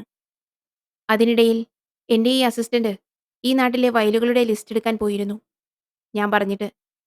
അവന്റെ ആവേശത്തിന് ഇന്ന് നമ്മൾ കുഴി തോണ്ടിയ പാടത്ത് ഇവനും ഒരു രാത്രി ഇറങ്ങി നോക്കി. അവൻ നോക്കിയ സ്ഥലം മാറിപ്പോയെങ്കിലും മറ്റൊരാളെ അവിടെ കണ്ടു എന്നവൻ പറഞ്ഞിരുന്നു. അങ്ങനെ മൊത്തം കാര്യങ്ങൾ കൂട്ടിക്കിഴിച്ചു നോക്കിയപ്പോ ആ വയലിലോ അല്ലെങ്കിൽ പരിസരത്തോ എന്തെങ്കിലും ഉണ്ടാകുമെന്ന് ഞങ്ങൾക്ക് തോന്നി. ആ തോന്നലാണ് ഇന്ന് സാറിനെ ഇവിടെ വരെ എത്തിച്ചത്. നമ്മുടെ മുന്നിലുള്ള കുറ്റവാളികൾ ശരിക്കും കുറ്റം ചെയ്തിട്ടുണ്ടോ എന്ന് തെളിയിക്കാൻ നമുക്ക് ഒരേയൊരു കാര്യം മാത്രം മതി. ഞങ്ങൾ സംശയിക്കുന്ന ആ 3 പേരിൽ ഒരാളുടെ കയ്യിൽ അല്പം പഴക്കമുള്ള അല്ലെങ്കിൽ ഉണങ്ങിത്തുടങ്ങിയ മുറിവുണ്ടാകും. ആ കുട്ടി കടിച്ചതിന്റെ. മുറിവും പല്ലുകളുടെ അളവും മാച്ചായാൽ ബാക്കി അവർ പറയും. വെയിറ്റ് സാന്ദ്ര. അപ്പോൾ ആദ്യം നടന്ന ആക്സിഡന്റ് ഈ കൊലപാതകം ചെയ്തവർ സാക്ഷിയെ ഒഴിവാക്കാൻ നടത്തിയതാകില്ലേ? ഇനി അഥവാ മാച്ച് ചെയ്തില്ലെങ്കിലോ? പോത്തന്റെ ചോദ്യത്തിന്റെ കഴമ്പ് മനസ്സിലാക്കിയ സാന്ദ്ര ലാലുവിന്റെ നേർക്ക് നോക്കിക്കൊണ്ട് പറഞ്ഞു. അങ്ങനെയും ആകാം. പക്ഷേ ഞങ്ങളുടെ മുന്നിൽ മറ്റൊരു സാധ്യത തുറന്നിട്ട ഒരു സാധനമുണ്ട്. കൊലപാതക കേസിൽ പെട്ടില്ലെങ്കിൽ അവർ അതിലും കൂടിയ മറ്റൊരു കേസിൽ പെടും. ആൽബിയും പോത്തനും ഒന്നും മനസ്സിലാകാതെ സാന്ദ്രയെ തന്നെ തുറിച്ചു നോക്കി. അവൾ തികഞ്ഞ ശാന്തതയോടെ പോക്കറ്റിനുള്ളിൽ നിന്ന് പർപ്പിൾ നിറമുള്ള പുഷ്പങ്ങളെടുത്ത് മേശപ്പുറത്തേക്ക് വെച്ചുകൊണ്ട് പറഞ്ഞു. ആ വിദ്വാന്റെ അന്തംവിട്ടുള്ള ഇരിപ്പിന് കാരണം ഈ സാധനമാണ്. നമ്മൾ ബോഡി കുഴിച്ചെടുക്കുമ്പോൾ ഇവൻ വയലിന്റെ പരിസരം നിരീക്ഷിക്കുകയായിരുന്നു. മറ്റെങ്ങും കണ്ടിട്ടില്ലാത്ത, എന്നാൽ വളരെ പരിചയം തോന്നിയ ഒരു ചെടിയും അതിന്റെ പൂക്കളും അവിടെയുള്ള കുറച്ച് വീടുകളിൽ മാത്രം കണ്ടപ്പോൾ തോന്നിയ സംശയത്തിന്റെ പുറത്തെടുത്ത സാമ്പിളാണ് സൽവിയ ഡിവിനോറം. ഇതിപ്പോ എന്താ സാധനം? കണ്ടിട്ട് തുളസിച്ചെടിയുടെ പൂ പോലെയുണ്ടല്ലോ. പക്ഷേ കളറ് മാത്രം വേറെയാ. മേശപ്പുറത്തിരുന്ന പൂക്കളിൽ ഒന്നെടുത്ത് കയ്യിൽ പിടിച്ചുകൊണ്ട് പോത്തൻ പറഞ്ഞു. ഇങ്ങനെ ഇരിക്കുന്നെന്നൊന്നും വിചാരിക്കണ്ട. ആള് കുഞ്ഞനാണെങ്കിലും പവർ കൂടിയ സാധനാ സാറേ. സൽവിയ ഡിവിനോറം ഇതിന്റെ ബൊട്ടാണിക്കൽ നെയിമാണ്. ലേഡി സൽവിയ, മാജിക് മീൻ, പർപ്പിൾ സ്റ്റിക്കി എന്നൊക്കെയാണ് മാർക്കറ്റിൽ അറിയപ്പെടുന്നത്. കോമണായി സൽവിയ എന്ന് വിളിക്കപ്പെടുന്ന ഈ കുറ്റിച്ചെടി കൂടുതലായുള്ളത് ഏഷ്യയിലാണ്. ഈർപ്പം ഇതിന്റെ വളർച്ചയ്ക്ക് പ്രധാനപ്പെട്ടൊരു ഘടകമാണ്. ഇതിന്റെ ഉപയോഗമാണ് നമ്മുടെ പോയിന്റ്. ഇതൊരു ഡ്രഗാണ്. സൽവിയയുടെ ഇലയാണ് ഡ്രഗായി ഉപയോഗിക്കുന്നത്. ഇപ്പോ സാറ് അതിന്റെ ഒരു ഇലയെടുത്ത് തിന്നാൽ ഒന്നും സംഭവിക്കില്ല. പക്ഷേ അതേ ഇല തന്നെ മുറുക്കാൻ ചവയ്ക്കുന്നത് പോലെ വായിലിട്ട് ചവയ്ക്കുകയും അതിന്റെ നീര് വിഴുങ്ങുകയും ചെയ്താൽ കിക്കാവും. എത്ര നേരം ഇല വായിലിടുന്നോ അത്രയും നേരം ചവിക്കുന്ന ആൾക്ക് ട്രാൻസ് സ്റ്റേറ്റിൽ നിൽക്കാൻ കഴിയും. ഇന്റർനാഷണൽ മാർക്കറ്റിൽ ഉപയോഗം മറ്റൊരു വിധമാണ്. ഇലയിൽ നിന്ന് വേർതിരിച്ചെടുത്ത് എടുക്കുന്ന ദ്രാവകം തുള്ളികളായി നാക്കിനടിയിലേക്ക് ഇറ്റിക്കുകയാണ് ആ വഴി. അങ്ങനെ ചെയ്യുമ്പോൾ ഇല ചവയ്ക്കുന്നതിനേക്കാൾ കൂടുതൽ എഫക്റ്റ് കിട്ടും. നമ്മുടെ കേസിൽ ഈ സാധനം വയലിന്റെ കിഴക്ക് ഭാഗത്ത് താമസിക്കുന്ന കുറച്ചാളുകൾ വീട്ടിൽ തന്നെ കൃഷി ചെയ്യുകയാണ്. അറിഞ്ഞോ അറിയാതെയോ ആയിരിക്കും അവർ ഞങ്ങൾ സംശയിക്കുന്ന ആൾക്ക് വേണ്ടി ഈ പണിയെടുക്കുന്നത്. വെയിറ്റ് മാഡം, ഒരു ഡൗട്ട്. അവർ ഈ സാധനം മഹേശൻ മുതലാളി പറഞ്ഞിട്ട് കൃഷി ചെയ്യുകയാണെങ്കിലും ഈ രണ്ടു കൂട്ടരെയും കണക്ട് ചെയ്യാൻ പറ്റിയ ലിങ്ക് നമുക്കില്ലല്ലോ. പണിക്കാർ മുതലാളിയെ ഒറ്റുകൊടുക്കാൻ സാധ്യത കുറവാണ്. ഇടയിൽ കയറി ലാലു പറഞ്ഞതിൽ കാര്യമുണ്ടെന്ന് മനസ്സിലാക്കിയ പോത്തൻ അവന്റെ തോളിൽ തട്ടി അഭിനന്ദിച്ച ശേഷം സാന്ദ്രയെ നോക്കി വലത് പുരികക്കൊടി ഉയർത്തി. ശരിയാണ്. ഊഹം വെച്ചോണ്ട് പുള്ളിക്കാരനെ അറസ്റ്റ് ചെയ്യാൻ ചെന്നാൽ കോടതി നമ്മെ ഓടിക്കും. ഈവൻ റെയ്ഡ് പോലും നടത്താൻ പറ്റില്ല. ആദ്യം തന്നെ മാരാരിക്കുളം, ചേർത്തല, മണ്ണാഞ്ചേരി, ആലപ്പുഴ സ്റ്റേഷനുകളിൽ 1 മാസം പഴക്കമുള്ള മാൻ മിസ്സിംഗ് കേസുകളെടുത്ത് നമ്മുടെ കേസുമായി മാച്ച് ചെയ്ത് നോക്കലാണ്. അതിനൊരു ടീമിനെ നിയോഗിക്കാം. അതോടൊപ്പം കഴിഞ്ഞ മാസം 18-നുള്ള CCTV ദൃശ്യങ്ങളും നോക്കണം. അത് ട്രാഫിക് ആൻഡ് പെട്രോൾ പമ്പ്സ് മതി. അതിൽ നിന്ന് നമുക്കെന്തെങ്കിലും കിട്ടും. നെക്സ്റ്റ് സ്റ്റെപ്പ് നമ്മൾ ചെയ്യേണ്ടത് അയാളിൽ പ്രഷർ ചെലുത്തി ബാംഗ്ലൂരിലുള്ള കുട്ടികളെ ഇവിടേക്ക് വരുത്തിക്കുക എന്നതാണ്. ആ കാര്യം ചെയ്യാൻ കോടതി നമുക്ക് പെർമിഷൻ തരും. കാരണം മാച്ചിങ് നടത്തിയില്ലെങ്കിൽ പ്രതികൾ രക്ഷപ്പെടും. അതുകൊണ്ട് സാറ് നേരിട്ട് ചെന്ന് അയാളെ കണ്ട് പിള്ളേരെ വരുത്തിക്കാനുള്ള സംസാരം നടത്തണം. അറ്റ് ദി സെയിം ടൈം വേറൊരു ടീമിനെ ബാംഗ്ലൂരിലേക്ക് വിടണം. അവിടെ ചെന്ന് കുട്ടികളെ വാച്ച് ചെയ്യട്ടെ ആ ടീം. ഇൻ കേസ് അയാൾ റെഫ്യൂസ് ചെയ്യുകയാണെങ്കിൽ മാത്രം അറസ്റ്റ് ചെയ്യിക്കാം. കൂടുതൽ ബലപ്രയോഗമില്ലാതെ തന്നെ അയാൾ സമ്മതിക്കും. കാരണം കോടികളുടെ സാധനമല്ലേ ആ പാടത്തുള്ളത്. അവിടേക്ക് നമ്മുടെ കണ്ണ് ചെല്ലാതിരിക്കാൻ അയാൾ എന്ത് കോംപ്രമൈസ് വേണമെങ്കിലും ചെയ്യും. അവരെ അറസ്റ്റ് ചെയ്താൽ ഡയറക്റ്റ് മജിസ്ട്രേറ്റിന്റെ മുന്നിൽ ഹാജരാക്കി കസ്റ്റഡിയിൽ വാങ്ങണം. ഒപ്പം ആ വീട് പരിശോധിക്കാനും വണ്ടികൾ കസ്റ്റഡിയിലെടുക്കാനുമുള്ള ഓർഡറും. ഇത്രയുമൊക്കെ ആയാൽ ആ പാടത്തിന്റെ അരികിലുള്ള തോട്ടങ്ങൾ മുഴുവനും എക്സൈസ് ടീമിനെ കൊണ്ട് സീസ് ചെയ്യിക്കണം. ഇതൊക്കെ നടക്കണമെങ്കിൽ ആദ്യം ഞാൻ പോസ്റ്റ്മോർട്ടം റിപ്പോർട്ട് സമർപ്പിക്കണം.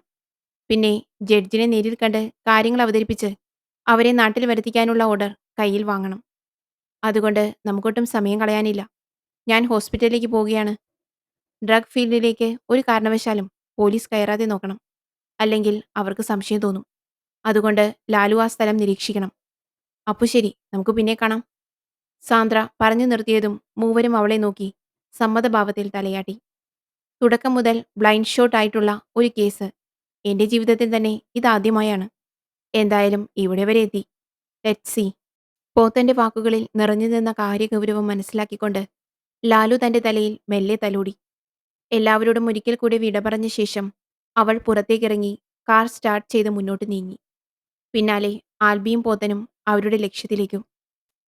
ആളൊഴിഞ്ഞ പൂരപ്പറമ്പ് പോലെ തോന്നിച്ച മുറിയിലേക്ക് കയറിയ ലാലു മേശപ്പുറത്തിരുന്ന സൽവിയുടെ ഇലയൊന്ന് അടർത്തിയെടുത്ത് വായിലേക്കിട്ട് ചവച്ചുകൊണ്ട് കണ്ണുകളടച്ച് സോഫയിൽ മലർന്നു കിടന്നു. അന്ന് രാത്രി സമയം 7 മണി. കണ്ണു തുറന്ന ലാലു തനിക്ക് ചുറ്റിനും ഇരുട്ട് മൂടി നിൽക്കുന്നത് കണ്ട് തെല്ലൊന്ന് പരിഭ്രമിച്ചെങ്കിലും സ്വബോധം വീണ്ടെടുത്ത് മുറ്റത്തേക്കിറങ്ങി മുഖം നന്നായൊന്ന് കഴുകിയതിനു ശേഷം മന്ത്രിച്ചു. മനുഷ്യന്റെ കിളി മൊത്തം പോയി. ഇതൊക്കെ സ്ഥിരമായി ഉപയോഗിക്കുന്നവന്റെ അവസ്ഥ എന്തായിരിക്കുമോ എന്തോ. തല ഒന്നുകൂടി കുടഞ്ഞ ശേഷം അരയിൽ നിന്ന് ഫോണെടുത്ത് അതിൽ വന്നിരുന്ന മെസ്സേജ് വായിച്ചതും ഞൊടിയിടയിൽ വസ്ത്രം മാറിക്കൊണ്ടവൻ സൈക്കിളിൽ കയറി കൊടുങ്കാറ്റ് പോലെ റോഡിലൂടെ നീങ്ങി. സമയം 7:36 PM. വിശാലമായ ഹാളിന്റെ മധ്യത്തിലിട്ടിരുന്ന വില കൂടിയ സോഫയിൽ അമർന്നിരുന്നു കൊണ്ട് മഹേഷൻ തന്റെ മുന്നിലിരിക്കുന്ന പോലീസ് ഉദ്യോഗസ്ഥരെ ചോദ്യഭാവത്തിൽ നോക്കി. പോത്തൻ തന്റെ തൊപ്പിയൂരി കയ്യിലെടുത്തുകൊണ്ട് പറഞ്ഞു: ഒരു പ്രശ്നമുണ്ട് മുതലാളി. മക്കളെ ഒന്ന് ഇവിടെ വരെ കൊണ്ടുവരേണ്ടി വരും. മഹേഷിന്റെ പുരികക്കുടികൾ ഉയരുന്നത് കണ്ട് അല്പം കൂടി വിനയത്തോടെ പോത്തൻ തുടർന്നു.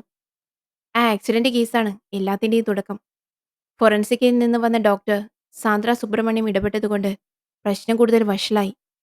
ആ വയലൊക്കെ മുതലാളിയുടെ പേരിലാണെങ്കിലും കേസ് വരില്ല. പക്ഷേ ഇപ്പോഴത്തെ പ്രശ്നം സാന്ദ്ര നേരിട്ട് മജിസ്ട്രേറ്റിനെ കാണാൻ പോയതാണ്. അവിടെ നിന്ന് പെർമിഷൻ എന്തായാലും കിട്ടും.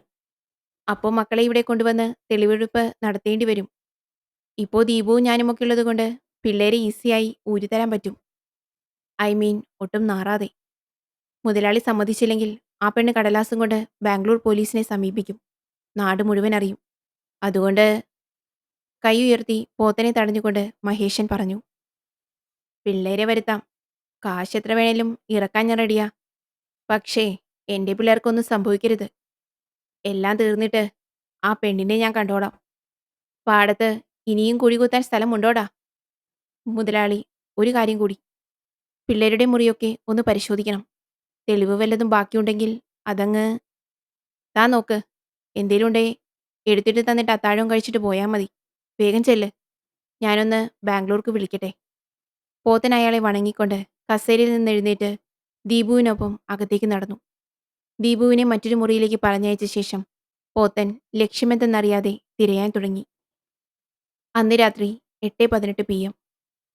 ഇരുട്ട് വീണു തുടങ്ങിയ വഴിയിലൂടെ മുന്നോട്ട് നീങ്ങിക്കൊണ്ടിരുന്ന ജീപ്പിനുള്ളിലിരുന്ന് കുലുങ്ങി ചിരിച്ചുകൊണ്ട് ദീപു പറഞ്ഞു: സാറ് നമ്മുടെ കൂടെയാണെന്നറിഞ്ഞപ്പോൾ ഞാൻ ശരിക്കും ഞെട്ടിപ്പോയി. എന്തായാലും തെളിവൊന്നുമില്ലല്ലോ, അത് തന്നെ ഭാഗ്യം. പോത്തൻ ദീപുവിനെ നോക്കി പുഞ്ചിരിച്ച ശേഷം ജീപ്പ് നിർത്താൻ ആംഗ്യം കാട്ടി. വിജനമായ വഴിയിൽ നിർത്തിയ ജീപ്പിനുള്ളിൽ നിന്ന് പുറത്തേക്കിറങ്ങി ഒരു സിഗരറ്റ് കത്തിച്ചുകൊണ്ട് അയാൾ ചുറ്റിനും നോക്കി. പെട്ടെന്ന് ഇരുട്ടിൽ നിന്നൊരു രൂപം അയാളുടെ നേർക്ക് നടന്നെടുക്കാൻ തുടങ്ങി. ആ രൂപം ഏകദേശം അടുത്തെത്തിയതും പോത്തന്റെ ഫോൺ ഒരു തവണ ബെല്ലടിച്ച് നിശബ്ദമായി.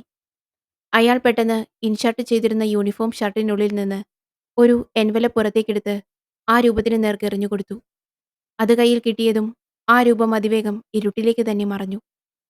ഇതെല്ലാം കണ്ടുകൊണ്ട് ജീപ്പിനുള്ളിലിരുന്ന ദീപു ഒന്നും മനസ്സിലാകാതെ സ്റ്റിയറിംഗ് വീലിലെ പിടിവിട്ട് പുറത്തിറങ്ങാൻ തുനിഞ്ഞതും പോത്തന്റെ ഉഗ്രമായ ശബ്ദം അയാളെ തടഞ്ഞു. തിരികെ ജീപ്പിനുള്ളിലേക്ക് കയറിയ പോത്തന്റെ ഭാവമാറ്റം കണ്ട് വിറയലോടെ ദീപു ചോദിച്ചു: സാർ, എന്താ എന്താ ഇപ്പോ? അയാളെ മുഴുവിപ്പിക്കാൻ സമ്മതിക്കാതെ കോളറിൽ കടന്നു പിടിച്ച് ജീപ്പിന്റെ സീറ്റിലേക്ക് അമർത്തിക്കൊണ്ട് പോത്തൻ ഗർജിച്ചു: ചിലയ്ക്കുന്നോടാ നായേ. കണ്ടവന്റെ എച്ചിൽ തിന്നിട്ട് എന്റെ അടുത്ത് കൊണയ്ക്കാൻ വന്നാലുണ്ടല്ലോ. ദീപുവിന്റെ മേലുള്ള പിടുത്തം വിട്ടുകൊണ്ട് വസ്ത്രത്തിലെ ചുളിവ് നേരെയാക്കിക്കൊണ്ട് പോത്തൻ പറഞ്ഞു: ഇവിടിപ്പോ ഒന്നും നടന്നിട്ടില്ല എന്നങ്ങ് കരുതിയാ മതി. അല്ലെങ്കിൽ നിന്നെയും കൂട്ടുപ്രതിയാക്കി ഞാൻ ഈ കേസ് അങ്ങ് തീർക്കും. കാര്യങ്ങൾ മനസ്സിലായെങ്കിൽ വണ്ടിയെടുക്ക്. വിറയ്ക്കുന്ന കൈകളോടെ ദീപു ആ വാഹനത്തെ മുന്നോട്ട് നയിക്കാൻ തുടങ്ങി. അന്ന് രാത്രി 9 മണി. വീട്ടിലെത്തിയതും കയ്യിലിരുന്ന എൻവലപ്പ് ശ്രദ്ധാപൂർവം തുറന്ന് അതിലുള്ള വസ്തുക്കളിലൂടെ ലാലു കണ്ണോടിക്കാൻ തുടങ്ങി. കുറച്ച് പെൻഡ്രൈവുകളും മറ്റെന്തോ ഒരു ഉപകരണവും പുറത്തെടുത്തു വെച്ച ലാലു ഒരു പെൻഡ്രൈവ് ഫോണിലേക്ക് കണക്ട് ചെയ്ത് അതിലെ വിവരങ്ങളിലൂടെ കണ്ണോടിച്ചു. ആ വിവരങ്ങൾ അവന് കൂടുതൽ ആവേശഭരിതനാക്കി. പെൻഡ്രൈവ് ഊരിമാറ്റിയ ശേഷം ആ ഉപകരണം തന്റെ ഉള്ളം കയ്യിലെടുത്ത് നോക്കിയെങ്കിലും അതെന്താണെന്ന് മനസ്സിലാക്കാൻ കഴിയാതെ മുഷ്ടി ചുരുട്ടി. അവന്റെ വിരലുകളുടെ ബലം താങ്ങാനാവാതെ ആ ഉപകരണത്തിലെ ബട്ടൺ മെല്ലെ അമർന്നു. പെട്ടെന്ന് അവന്റെ ഫോൺ ഉച്ചത്തിൽ ശബ്ദിക്കാൻ തുടങ്ങി. ആ ഉപകരണം താഴെ വെച്ച ശേഷം അവൻ ഫോണെടുത്ത് ചെവിയോട് ചേർത്തു. Hello madam. ലാലു, അവിടെയെല്ലാം ഓക്കെ അല്ലേ? പ്ലാൻ പ്രകാരമല്ലേ പോകുന്നത്? Yes madam. പ്രതീക്ഷിക്കാതെ കുറച്ച് പെൻഡ്രൈവുകൾ കൂടി കിട്ടിയിട്ടുണ്ട്. ഞാനിതിലൊന്ന് ചെക്ക് ചെയ്തു. ഫുള്ള് ഡ്രഗ് ഡീലിംഗ്സ് തെളിവുകളാണ്. That's good. ഞാൻ നാളെ പെർമിഷൻ വാങ്ങിയെത്താം. മറ്റന്നാളെല്ലാം തീരുമാനമാകും. So, take care. Bye madam. Take care. 2 ദിവസത്തിന് ശേഷം രാവിലെ 11 മണി. തന്റെ മുന്നിലിരിക്കുന്ന 3 ചെറുപ്പക്കാരെയും മാറി മാറി നോക്കിക്കൊണ്ട് പോത്തൻ സാന്ദ്രയുടെ കയ്യിൽ നിന്ന് റിപ്പോർട്ട് വാങ്ങി. ഞാൻ ബ്രീഫ് ചെയ്യാം സർ. റിപ്പോർട്ടിലൂടെ കണ്ണോടിച്ചുകൊണ്ടിരുന്ന പോത്തനെ നോക്കി സാന്ദ്ര തുടർന്നു. 2 മൃതശരീരങ്ങളാണ് നമുക്ക് വയലിൽ നിന്ന് കിട്ടിയത്. അതിൽ പ്രായപൂർത്തിയാകാത്ത പെൺകുട്ടിയുടെ പല്ലുകളുടെ അളവ് നമ്മൾ പ്രതിയെന്ന് സംശയിച്ച 3 പേരിൽ ഒരാളായ ദീപക് മഹേഷിന്റെ കയ്യിലുള്ള മുക്കാലും ഉണങ്ങിയ ദന്ത അടയാളങ്ങളോട് 100% മാച്ച് ചെയ്യുന്നുണ്ട്.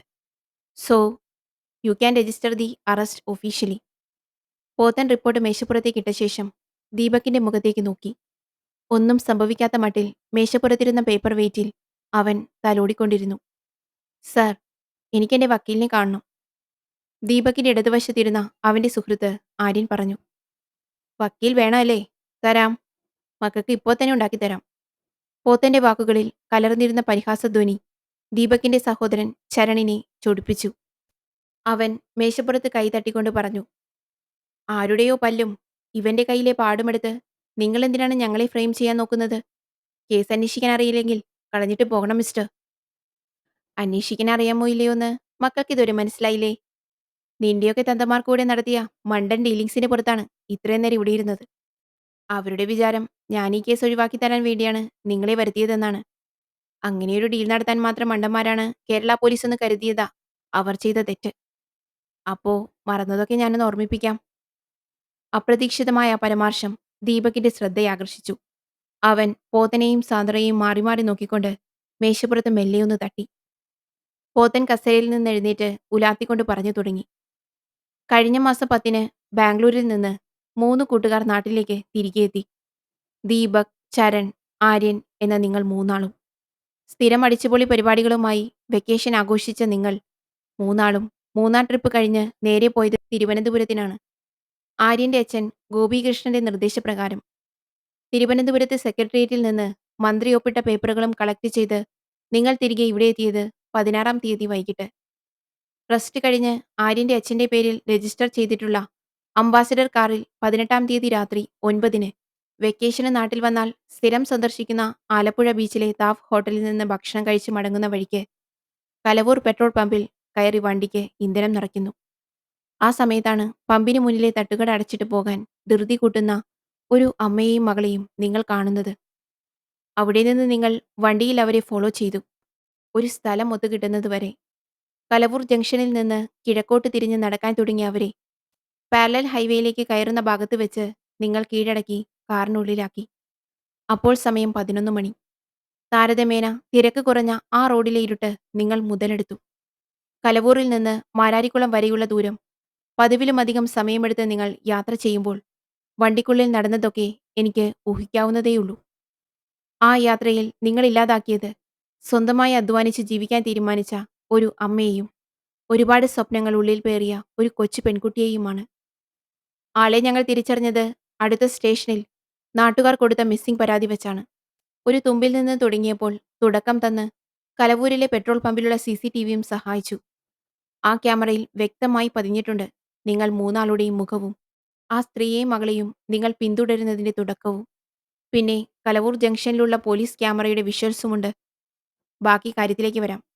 നിങ്ങളുടെ ആവശ്യം കഴിഞ്ഞപ്പോഴേക്കും ആ അമ്മയും മകളും മരിച്ചിരുന്നു. മറ്റൊന്നും ആലോചിക്കാതെ ബോഡി ഡിസ്പോസ് ചെയ്യാൻ തീരുമാനിച്ച നിങ്ങൾ മഹേഷിന്റെ വിശ്വസ്തരായ 3 പണിക്കാരെ വിളിച്ചു. അതിനും തെളിവ് ചോദിച്ചാൽ കോൾ റെക്കോർഡ്സ് വരെ ഞങ്ങളുടെ കയ്യിലുണ്ട്. അങ്ങനെ നിങ്ങളും പണിക്കാരും കൂടി ആ വയലിൽ കുഴിയെടുത്ത് 2 പാവങ്ങളെ മൂടി. പെർഫെക്റ്റ് ക്രൈം ആയേനെ ഇത്. ഈ സമയത്ത് നിങ്ങൾ ചെയ്ത കാര്യത്തിന് ദൃക്സാക്ഷിയായി അയാൾ വന്നില്ലായിരുന്നുവെങ്കിൽ, ആ കുഴി അയാൾ മാന്തി നോക്കിയില്ലായിരുന്നുവെങ്കിൽ, അയാൾ എവിടെ നിന്ന് വന്നു, എങ്ങനെ നിങ്ങൾ അയാളെ കണ്ടു? പോത്തന്റെ വാചക കസർത്ത് കഴിഞ്ഞതും ദീപക് സാന്ദ്രയെ നോക്കി പുഞ്ചിരിച്ചുകൊണ്ട് പറഞ്ഞു. സാറ് നന്നായി കഥ പറയുന്നുണ്ട്. ഒരു ബുക്ക് എഴുതിക്കൂടെ? ഞങ്ങൾ ഓഫൻ ചെയ്യുന്നില്ല. തൽക്കാലം ഇങ്ങനെ തന്നെ കേസ് പോട്ടെ. വക്കീൽ വന്നിട്ട് സംസാരിക്കാം. ഉള്ളംകാലിൽ നിന്ന് മുകളിലേക്ക് കയറി വന്ന തരി പടക്കിക്കൊണ്ട് പോത്തൻ മേശപ്പുറത്തിരുന്ന ബെല്ലിൽ അമർത്തി. ബെല്ലിന്റെ ശബ്ദത്തിന് പിന്നാലെ അകത്തേക്ക് വന്ന പോലീസ് ഉദ്യോഗസ്ഥർ ആ മൂന്നുപേരെയും കയ്യിൽ വിലങ്ങണിയിച്ച ശേഷം അവരെയും കൊണ്ട് ലോക്കപ്പ് ലക്ഷ്യമാക്കി നടന്നു. പോത്തൻ ആശ്വാസത്തോടെ സാന്ദ്രയെ നോക്കി. സാന്ദ്ര അയാളെ നോക്കി പുഞ്ചിരിച്ചുകൊണ്ട് പറഞ്ഞു, ആശ്വസിക്കാറായിട്ടില്ല. സാന്ദ്ര പറഞ്ഞു നിർത്തിയതും ധൃതിയിൽ അകത്തേക്ക് കടന്നുവന്ന ആൽബി ഇരുവരെയും നോക്കി കിതച്ചുകൊണ്ട് പറഞ്ഞു, ഒരു മെസ്സേജ് ഉണ്ട്. എറണാകുളം പോലീസ് കമ്മീഷണർ ഹരിഹരൻ ഇവിടേക്ക് വരുന്നുണ്ട്. അദ്ദേഹം എത്തുമ്പോഴേക്കും മഹേഷൻ ഇവിടുത്തെ ലോക്കപ്പിൽ ഉണ്ടായിരിക്കണമെന്നും പറഞ്ഞു. ഡ്രഗ് കേസിൽ. ആ പേര് കേട്ടതും സാന്ദ്രയുടെ കണ്ണുകൾ അതിശയത്താൽ വിടരാൻ തുടങ്ങി. പോത്തിനൊന്നും പിടികിട്ടാതെ മുകളിൽ കറങ്ങിക്കൊണ്ടിരുന്ന ഫാനിലേക്ക് ഒന്ന് നോക്കിയ ശേഷം തൊപ്പിയെടുത്ത് തലയിൽ അണിഞ്ഞുകൊണ്ട് പുറത്തേക്ക് പാഞ്ഞു. പിന്നാലെ ആൽബിയും. കസേരയിൽ ചാരിക്കിടന്ന് എന്തൊക്കെയോ ചിന്തിച്ചു കൂട്ടിക്കൊണ്ടിരുന്ന സാന്ദ്രയെ ഉണർത്തിയത് ബൂട്ട്സിട്ട കാലടികളായിരുന്നു. അവൾ തലയുയർത്തി വാതിലിന് നേർക്ക് നോക്കി. പുറത്തുനിന്ന് വന്നുകൊണ്ടിരുന്ന പ്രകാശത്തെ തടഞ്ഞുകൊണ്ട് യൂണിഫോം ഇട്ട ഒരു രൂപം വാതിക്കൽ നിന്നിരുന്നു. സാന്ദ്ര കസേരയിൽ നിന്ന് എഴുന്നേറ്റ് ആ രൂപത്തെ നോക്കി പറഞ്ഞു, വെൽക്കം സർ. സാന്ദ്ര സുബ്രഹ്മണ്യം, ഇത് വല്ലാത്തൊരു കൂടിക്കാഴ്ചയായല്ലോ. തന്റെ അതിശയം മറച്ചു വയ്ക്കാതെ സംസാരിച്ചുകൊണ്ട് ആ രൂപം അവളുടെ മുന്നിലുള്ള കസേരയിലേക്കിരുന്നു. ഇത് ആകസ്മികമായ മീറ്റിംഗ് ഒന്നുമല്ല ഹരിഹരൻ സാറേ. ഈ നാട്ടിലൊരു കേസിന്റെ കാര്യവുമായി വന്നപ്പോൾ സാറിനെ വിളിക്കണമെന്ന് ഞാൻ കരുതിയതാ. പിന്നെ വേണ്ടെന്ന് വെച്ചു. വിധിയെ മാറ്റാൻ ആർക്കും കഴിയില്ലല്ലോ. നിത്യ എന്ത് പറയുന്നു? ഉം, അവൾ സുഖായിരിക്കുന്നു. നമ്മൾ രണ്ടാളും ഒരു കേസിലാണോ? ഇവിടുത്തെ ഉദ്യോഗസ്ഥരൊന്നും ഇതുവരെ തിരിച്ചെത്തിയില്ലേ? ഹരിഹരനെതിരെയുള്ള കസേരയിൽ ഇരുന്നു കൊണ്ട് സാന്ദ്ര മറുപടി പറഞ്ഞു. നമ്മളൊരേ കേസിലല്ല, പക്ഷേ ഒരേ പ്രതികളിലാണ്. മനസ്സിലായില്ല? ഞാനിവിടെ വന്നത് ഒരു ഹിറ്റ് ആൻഡ് റൺ കേസിലെ ബോഡി പോസ്റ്റ്മോർട്ടം ചെയ്യാനാണ്. ആ മൃതശരീരം എന്നെക്കൊണ്ട് നിർത്തിയത് ഒരു റേപ്പ് കേസിലാണ്. മകളെയും അമ്മയും കൊന്ന ചെകുത്താന്റെ സന്തതികളുടെ മുമ്പിൽ. സാറിന്റെ കേസിലെ പ്രതിയുടെ മക്കളാണ് എന്റെ കേസിലെ പ്രതികൾ. അല്ല, സാറെങ്ങനെ ഇത്ര ടൈമിങ്ങിൽ ഈ കേസിലേക്ക് വന്നത്? ഇതെന്റെ കേസല്ലടോ. എനിക്ക് മുമ്പേ ഒരു ഓഫീസർ തുടങ്ങി വെച്ച കേസാണ്. എന്തെങ്കിലും കിട്ടുന്നതിന് മുമ്പേ പുള്ളിക്കാരൻ അങ്ങ് റിട്ടയർഡായി. പിന്നെ എനിക്കാണ് ആ ചുമതല കിട്ടിയത്. 10 വർഷം കാത്തിരുന്നു മഹേഷിന്റെ എല്ലാ വിവരങ്ങളും അറിയാൻ. അറസ്റ്റ് ചെയ്യാൻ പോയവർ തിരികെ വന്നിട്ട് വിശദമായി പറയാം. പെട്ടെന്ന് സംസാരം നിർത്തി വാതിലിന് നേർക്ക് നോക്കിക്കൊണ്ട് സാന്ദ്ര തുടർന്നു. അവർ വന്നെന്ന് തോന്നുന്നു. പുറത്ത് വണ്ടികളുടെ ശബ്ദം കേൾക്കുന്നു. ആ ചെറിയ സൗഹൃദ സംഭാഷണം അവസാനിപ്പിച്ച് ഇരുവരും മുറിയുടെ പുറത്തേക്കിറങ്ങി. ഇരുവരും നോക്കി നിൽക്കെ സ്റ്റേഷന് മുന്നിൽ കൂടി നിന്ന ആളുകൾക്കിടയിലൂടെ അബ്കാരി മഹേഷിനെയും അയാളുടെ അനുയായികളെയും കൂട്ടിക്കൊണ്ട് ഡിവൈഎസ്പി പോത്തനും സിഐ ദീപുവും എസ്ഐ ആൽബിയും മറ്റു പോലീസുകാരും അകത്തേക്ക് പ്രവേശിച്ചു. എല്ലാവരും അകത്ത് കടന്നതും പാറാവ് നിന്ന ഉദ്യോഗസ്ഥൻ സ്റ്റേഷന് മുന്നിലെ ഇരുമ്പ് ഗ്രിൽ ഇരുവശത്തു നിന്നും വലിച്ചടച്ച് താഴിട്ട് പൂട്ടി. പോലീസ് ഉദ്യോഗസ്ഥർ ഹരിഹരന് സല്യൂട്ട് നൽകിയ ശേഷം മഹേഷിന്റെയും മറ്റു പ്രതികളുടെയും വിലങ്ങഴിച്ച് ഒരു സെല്ലിന് ഉള്ളിലേക്ക് തള്ളി. ഹരിഹരൻ മെല്ലെ ആ സെല്ലിനെ സമീപിച്ച് വിരളി പിടിച്ചിരുന്ന മഹേഷിന്റെ മുഖത്തേക്ക് ഒന്ന് നോക്കി പുച്ഛത്തോടെ ചിരിച്ച ശേഷം മറ്റു പോലീസുകാരെ നോക്കി പറഞ്ഞു, അവസാന നിമിഷം വന്ന് ഞാൻ ക്രെഡിറ്റ് മുഴുവൻ തട്ടിയെടുക്കുമെന്ന് ആരും പേടിക്കണ്ട. ഞാനതിന് ഓർഡർ നൽകണമെന്ന് നിങ്ങൾ കരുതുന്നുണ്ടാകും. പറയാം. ഏകദേശം 12 വർഷങ്ങൾക്ക് മുമ്പ് ആലപ്പുഴയിൽ കളക്ടറായിരുന്ന ആയിഷ ബീവി IAS തുടങ്ങിവെച്ച കേസ് തീർക്കാൻ വന്നൊരു ആളാണ് ഞാൻ. ജില്ലയെ ഡ്രഗ് ഫ്രീ ആക്കാൻ അവർ തുടങ്ങിവെച്ച നടപടിയാണ് ഓപ്പറേഷൻ ഡോപ്പ്. അതിനുവേണ്ടി കുറച്ചധികം പോലീസ് ഉദ്യോഗസ്ഥർ ഉൾപ്പെട്ട ഒരു സംഘത്തെ അവർ തയ്യാറാക്കി സംശയമുള്ള എല്ലാവരുടെയും പിന്നാലെ അയച്ചു. പരിപാടി തുടങ്ങി 1 വർഷം പിന്നിട്ടപ്പോഴേക്കും ആയിഷ മാഡം ഒരു ആക്സിഡന്റിൽ അന്തരിച്ചു. അപ്പോഴും പ്രതീക്ഷ കൈവിടാതെ നിന്നത് കമാൻഡിംഗ് ഓഫീസറായിരുന്ന ആലപ്പുഴ SP കുറുപ്പ് സാറായിരുന്നു. വർഷങ്ങൾ പിന്നിട്ടപ്പോഴും അവർ വിചാരിച്ച രീതിയിലുള്ള ഫലം കിട്ടിയില്ല. അങ്ങനെ അദ്ദേഹം 3 കൊല്ലങ്ങൾക്ക് മുമ്പ് റിട്ടയർഡ് ആയപ്പോൾ എന്നെ ചുമതല ഏൽപ്പിച്ചു. എന്റെ പെർഫോമൻസ് ആയിരിക്കണം അദ്ദേഹത്തെ ആകർഷിച്ചത്.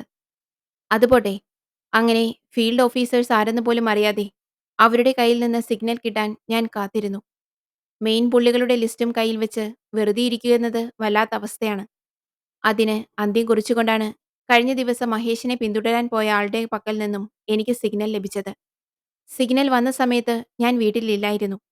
അല്ലെങ്കിൽ ഈ നടപടിയൊക്കെ ഇന്നലെ കഴിഞ്ഞേനെ. പക്ഷേ ഇപ്പോഴും അറിയാത്ത 2 കാര്യങ്ങളുണ്ട്.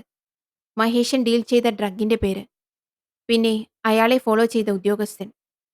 ഹരിഹരന്റെ വിശദീകരണം കേട്ട് സ്റ്റേഷനിലുണ്ടായിരുന്ന പോലീസുകാർ മുഴുവൻ അതിശയത്തോടെ അയാളെ നോക്കി. സർ, നമുക്ക് അകത്തിരുന്ന് സംസാരിക്കാം. പതിവില്ലാതെ സാന്ദ്ര പ്രകടിപ്പിച്ച ഗൗരവത്തിന്റെ ഉള്ളടക്കം വായിച്ചറിഞ്ഞ ഹരിഹരനും പോത്തനും അവളോടൊപ്പം മുകളിലെ നിലയിലേക്ക് നീങ്ങി. എന്താ സാന്ദ്ര, എന്തുപറ്റി? ഹരിഹരന്റെ ചോദ്യം കേട്ട് തലയുയർത്തി ഇരുവരെയും നോക്കിക്കൊണ്ട് സാന്ദ്ര പറഞ്ഞു. അയാൾ കടത്തുന്ന ഡ്രഗ് ഏതാണെന്ന് ഞങ്ങൾ കണ്ടെത്തിയിരിക്കുന്നു. സൽവിയ ഡിവിനോറം. അയാളത് സ്വന്തം വയലിൽ കൃഷി നടത്തിയിരുന്ന ആളുകളെക്കൊണ്ട് അവരുടെ വീടുകളിൽ കൃഷി ചെയ്യിച്ചു. നെൽകൃഷി അതിനൊരു മറ മാത്രമായിരുന്നു. ഏറെക്കുറെ വിജനമായി കാടുപിടിച്ച് കിടന്നിരുന്ന ആ ഭാഗത്ത് വെള്ളത്തിന്റെ ലഭ്യതയും മറ്റുമായിരിക്കാം കൃഷി അവിടെ ഇറക്കാൻ അയാളെ പ്രേരിപ്പിച്ചിട്ടുണ്ടാവുക. ഈ സ്ഥലത്തിനരികിലുള്ള റോഡിലാണ് ആക്സിഡന്റ് നടന്നതും റേപ്പ് വിക്ടിംസിന്റെ ബോഡി മറവ് ചെയ്തതും. ഒരു നുള്ളു ചെളിയാണ് സാറേ എന്നെ ഇവിടെ വരെ എത്തിച്ചത്. ആക്സിഡന്റിൽ മരിച്ച ആളുകളുടെ നഖത്തിനിടയിൽ നിന്ന് ലഭിച്ച ഒരു നുള്ളു ചെളി. Well done Sandra. Pothan, you too. ഈ കേസ് താൻ തന്നെ കൺക്ലൂഡ് ചെയ്താൽ മതി കേട്ടോ. ഞാൻ സപ്പോർട്ടായി കൂടെയുണ്ട്. പിന്നെ നമുക്ക് അയാളുടെ വീടൊന്ന് റെയ്ഡ് ചെയ്യണം. സർ, അത് ഞങ്ങൾ നേരത്തെ ചെയ്തു. ഡ്രഗ് ഡീലിനെ പറ്റിയുള്ള ഡീറ്റെയിൽസ് അടങ്ങിയ പെൻഡ്രൈവുകൾ ഞങ്ങളുടെ കയ്യിൽ സേഫായുണ്ട്. പക്ഷേ ഞങ്ങൾ അന്വേഷിച്ച റേപ്പ് കേസിലെ 3 പ്രതികളിൽ 2 പേർ എന്തായാലും രക്ഷപ്പെടും. വാട്ട്? എന്താ പോത്തൻ, ഇത്രയൊക്കെ ചെയ്തിട്ടും അവസാനം എന്തുപറ്റി? ഹരിഹരന്റെ ചോദ്യത്തിന് ഉത്തരമായി സാന്ദ്ര പറഞ്ഞു. അത് പിന്നെ സർ, പ്രതികളിൽ ഒരാളുടെ കയ്യിൽ വിക്ടിം കടിച്ചതിന്റെ പാടുണ്ട്. ജഡ്ജ് ആ കാര്യത്തിൽ ഓക്കെയാണ്. ബട്ട് മറ്റു 2 പേർ അയാളുടെ കൂടെ ഉണ്ടായിരുന്നു എന്നതിനപ്പുറം അവർ കുറ്റം ചെയ്തിട്ടുണ്ടോ എന്ന് തെളിയിക്കാനൊന്നുമില്ല. ബോഡിക്ക് വളരെ പഴക്കമുള്ളതുകൊണ്ട് DNA മാച്ച് ചെയ്യാൻ ഒന്നും കിട്ടിയില്ല. അവരായിട്ട് കൺഫസ് ചെയ്താൽ പണിഷ്മെന്റ് ഉറപ്പാണ്. ഹരിഹരൻ മറുത്തൊന്നും പറയാതെ ജനാലയ്ക്കപ്പുറമുള്ള വിശാലമായ ഗ്രൗണ്ടിൽ കളിക്കുന്ന ചെറുപ്പക്കാരെ തന്നെ ഉറ്റുനോക്കിക്കൊണ്ടിരുന്നു. എന്ത് ചോദിക്കണമെന്നറിയാതെ പോത്തൻ സാന്ദ്രയെ നോക്കി. ഏറെ നേരമായി അവിടെ തങ്ങിനിന്ന മൗനത്തെ തകർത്തുകൊണ്ട് ഹരിഹരൻ പറഞ്ഞു. അവർ ഒപ്പമുണ്ടായിട്ടും ഇത്തരമൊരു ക്രൂരകൃത്യത്തിന് കൂട്ടുനിന്ന പേരിൽ അകത്തായിക്കോളും. സോ നിങ്ങ വിഷമിക്കണ്ട. അകത്ത് ചെന്നാൽ ബാക്കി കാര്യം അവിടെയുള്ള പുള്ളികൾ നോക്കിക്കോളും. എനിക്കിപ്പോ കാണേണ്ടത് എനിക്ക് സിഗ്നൽ അയച്ച ആ തെളിവുകൾ കയ്യിൽ വെച്ചിരിക്കുന്ന ആളെയാണ്. നിങ്ങൾക്ക് വല്ല പിടുത്തവുമുണ്ടോ അതാരാണെന്ന്? സിഗ്നൽ അയച്ചത് ആരാണെന്ന് എനിക്കറിയാം സർ. സാന്ദ്ര പറഞ്ഞത് കേട്ട് ഹരിഹരൻ ആവേശത്തോടെ തിരിഞ്ഞ് അവളെ നോക്കി. അയാളുടെ തിളങ്ങുന്ന കണ്ണുകളിൽ നോക്കിക്കൊണ്ട് അവൾ തുടർന്നു. സാർ ഉദ്ദേശിക്കുന്നത് പോലെ ഒരാളല്ല അത്. ഈ കേസിൽ ഞാൻ ഇവിടെ വന്നപ്പോൾ എന്നെ സഹായിക്കാൻ ഇവിടുത്തെ SI ആൽബി നിർദ്ദേശിച്ച കൂട്ടാണ്. പഠിത്തമൊക്കെ കഴിഞ്ഞ് ജോലി അന്വേഷിച്ച് നടക്കുന്ന ഒരു യുവാവ്. പേര് ലാലു. സാന്ദ്രയുടെ തോളിൽ തന്റെ കൈ ഉറപ്പിച്ചുകൊണ്ട് ഹരിഹരൻ പറഞ്ഞു.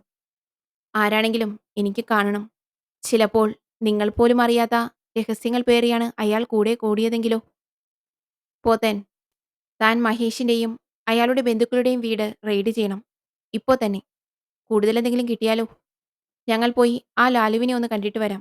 Secret agent Lalu. തന്റെ മുന്നിലിരിക്കുന്ന ചെറുപ്പക്കാരനെ സൂക്ഷിച്ചു നോക്കിക്കൊണ്ട് ഹരിഹരൻ ചൂട് ചായ ഊതിക്കുടിക്കാൻ തുടങ്ങി. ഹരിഹരന്റെ നോട്ടത്തിൽ അസ്വസ്ഥനായ ലാലുവിനെ കണ്ട് സാന്ദ്ര പൊട്ടിച്ചിരിച്ചു. ഒന്നും മനസ്സിലാകാതെ ലാലു ഇരുവരെയും മാറി മാറി നോക്കി. ചായ കൊള്ളാം. താനൊരു ചെറിയ ഷെർലോക്ക് ഹോംസ് ആണല്ലേ? ഹരിഹരന്റെ ചോദ്യം കേട്ട് ലാലു അഭിമാനത്തോടെ ഷർട്ടിന്റെ കോളർ വലിച്ചിട്ടുകൊണ്ട് വിനയപൂർവ്വം പറഞ്ഞു. അത് പിന്നെ ഈ സിനിമയൊക്കെ കണ്ടിട്ടുള്ള ഒരിതിൽ ഇറങ്ങിത്തിരിച്ചതാ. അതും ആൽബി പറഞ്ഞതുകൊണ്ട് മാത്രം. അല്ലേൽ ഞാൻ വേറെ പണിക്ക് പോയനെ. എന്റെ ജീവിതത്തിൽ ആദ്യമായിട്ടാ ഒരു കേസിന്റെ അന്വേഷണത്തിൽ പാർട്ടിസിപ്പേറ്റ് ചെയ്യുന്നത് തന്നെ. പോലീസുകാരെ സമ്മതിച്ചേ പറ്റൂ. എന്തോരം പ്രഷറാണ്. താൻ പ്രതീക്ഷിച്ച മറുപടി ലഭിക്കാതെ വന്നപ്പോൾ ഹരിഹരന്റെ മുഖത്ത് നിരാശ പടരാൻ തുടങ്ങി. ഐ തിങ്ക് എനിക്ക് ആള് മാറിയതാ. സംസാരം പാതി വഴിക്ക് നിർത്തിയ ഹരിഹരൻ ചിന്താഭാരത്തോടെ സാന്ദ്രയെ നോക്കിക്കൊണ്ട് തുടർന്നു. ഞാനെന്തൊരു മണ്ടനാ. ആ വണ്ടിയിടിച്ച് മരിച്ച ആളെ തിരിച്ചറിഞ്ഞോ സാന്ദ്ര? ആ ചോദ്യം കേട്ടതും സാന്ദ്രയുടെ ഉള്ളിലൂടെ ഒരു തരിപ്പ് പടർന്ന് കയറാൻ തുടങ്ങി. വിറയ്ക്കുന്ന നദരങ്ങളോടെ അവൾ മന്ത്രിച്ചു. അയാൾ അയാളാണോ? മിഷന്റെ പഴക്കവും അയാളുടെ പ്രായവും ഉയരവും വെച്ച് നോക്കുമ്പോൾ? ഹരിഹരൻ ഒന്നും മിണ്ടാതെ തലയാട്ടി. ഷിറ്റ്, ഈ കേസിൽ തുടങ്ങിയപ്പോഴേ ചിന്തിക്കേണ്ട കാര്യമായിരുന്നു അത്.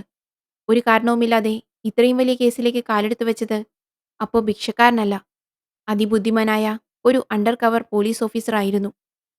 അത്ഭുതവും നിരാശയും കലർന്ന ശബ്ദത്തിൽ സാന്ദ്ര പറഞ്ഞൊപ്പിച്ചതും അതുവരെ മിണ്ടാതെ നിന്ന ലാലു വാചാലനായി. ആ, ഇതെനിക്ക് നേരത്തെ തോന്നിയതാ. ഇങ്ങനെ അലഞ്ഞു നടക്കുന്ന ഒരാൾ ഈ ഗ്രാമപ്രദേശത്ത് വേറെന്തിനു വരണമെന്ന്. മാഡം ആദ്യമായി എന്നെ കാണാൻ വന്ന ദിവസം മുതൽ ഞാൻ ആലോചിച്ചതാ. CID എന്ന ഓപ്ഷൻ മനസ്സിൽ വന്നെങ്കിലും അതെനിക്കത്ര കൺവിൻസിംഗ് ആയി തോന്നിയില്ല.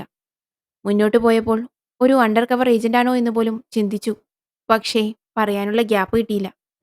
രാത്രി വയലിൽ എന്തെങ്കിലും കുഴിച്ചിട്ടാൽ അത് ചെന്ന് മാന്തി നോക്കാൻ ഒരു ഭിക്ഷക്കാരന് മുതിരില്ല. മാത്രമല്ല, മഹേശൻ മുതലാളിയുടെ സ്വാധീനം അറിയാവുന്ന ആളാണെങ്കിൽ ആ പരിസരത്തു കൂടെ പോലും പോകില്ല. പിന്നെ അയാളുടെ ശിങ്കടികൾ സ്ഥിരം വന്നുപോകുന്ന സ്ഥലവും കൂടിയല്ലേ. ഇതൊക്കെ നിസ്സാരമായി കണ്ട് അവിടെ ചെന്ന് കുഴിച്ചു നോക്കണമെങ്കിൽ അയാളൊരു... ലാലുവിന്റെ വിശദീകരണം ഹരിഹരനും സാന്ദ്രയ്ക്കും കൂടുതൽ തൃപ്തി നൽകി. അയാൾ തൊപ്പിയെടുത്ത് തിരികെ തലയിൽ വെച്ചുകൊണ്ട് പറഞ്ഞു, നമുക്കിറങ്ങാം. കുറച്ചധികം പഴയ ഫയലുകൾ നോക്കാനുണ്ട്. ആൻഡ് ലാലു, സമയം കിട്ടുമ്പോൾ എന്റെ ഓഫീസ് വരെ ഒന്ന് വരണം. തനിക്കൊരു സമ്മാനം തരുന്നുണ്ട് ഞാൻ. ലാലു പുഞ്ചിരിയോടെ തലകുലുക്കി സമ്മതം അറിയിച്ചു. സാന്ദ്ര സ്നേഹപൂർവ്വം അവന്റെ തോളിൽ തലോടി.